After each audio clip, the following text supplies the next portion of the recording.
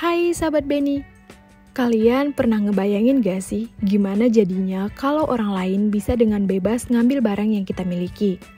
Gimana jadinya kalau kita kerja 24 jam tapi nggak dibayar?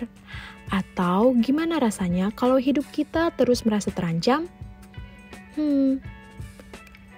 Mari kita berkenalan dengan hak asasi manusia. Sahabat Beni, jauh sebelum adanya hak asasi manusia, kehidupan orang-orang pada masa itu diliputi oleh bayang-bayang ketidakadilan, ketidakberpihakan, kejahatan, kekerasan, perbudakan, dan kelaparan.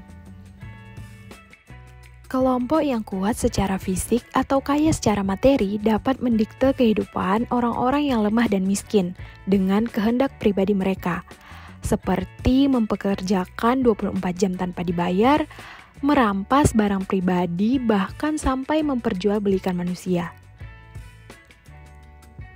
Kenyamanan dan keamanan di kehidupan yang kita rasakan sekarang nggak lepas dari perjalanan panjang hak asasi manusia. Maka dari itu, yuk kita berkenalan dengan hak asasi manusia. Pada 15 Juli 1215 atau abad ke-13 di Inggris, muncullah Piagam Magna Carta yang disebut sebagai tonggak awal perjuangan hak asasi manusia.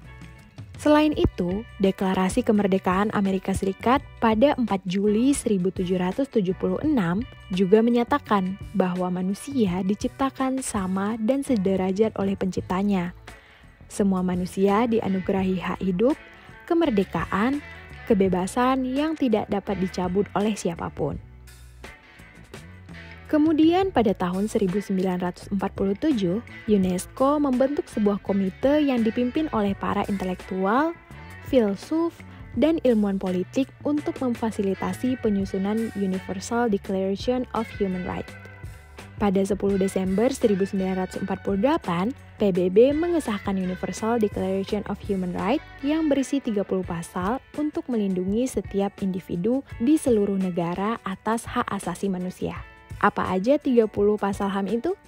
Selengkapnya sahabat Beni bisa klik link di pojok kiri atas ya. Dan 10 Desember juga dideklarasikan sebagai Hari HAM Sedunia loh. Lalu bagaimana dengan HAM di Indonesia? Immediately we had proclaimed our independence in August 45. We attached as preamble to our constitution the Pancasila.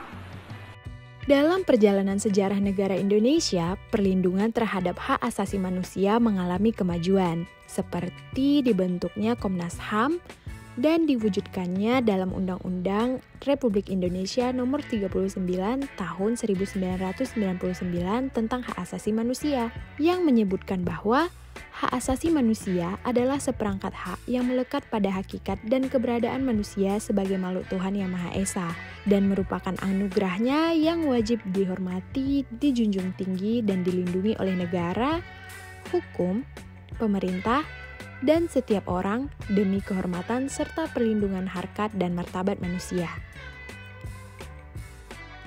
Nah, jadi sahabat Beni, dengan adanya hak asasi manusia, kita memiliki kesempatan yang sama dengan siapapun, tanpa memandang kekayaan, jabatan, warna kulit, agama, suku atau negara untuk hidup, mendapatkan keamanan, pekerjaan, hukum, pendidikan, akses kesehatan, dan lainnya sesuai dengan Universal Declaration of Human Rights.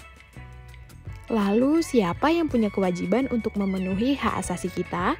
Menurut Undang-Undang RI tahun 1945 pasal 28I ayat 4 menyebutkan perlindungan, pemajuan, penegakan, dan pemenuhan hak asasi manusia adalah tanggung jawab negara, terutama pemerintah. Selain itu, Undang-Undang Nomor 39 Tahun 1999 pasal 71. Berdasarkan undang-undang tadi, negara dan pemerintah punya kewajiban memenuhi hak asasi manusia setiap warga negara tanpa terkecuali. Dalam prosesnya, negara dan pemerintah akan membuat aturan dan/atau kebijakan agar masyarakat terpenuhi hak asasinya. Kalau begitu, berarti seharusnya pemerintah membuat aturan dan kebijakan itu tujuan utamanya adalah agar hak asasi manusia kita dapat terpenuhi ya.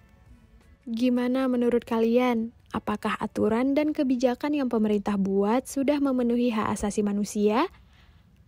Komen di kolom komentar ya.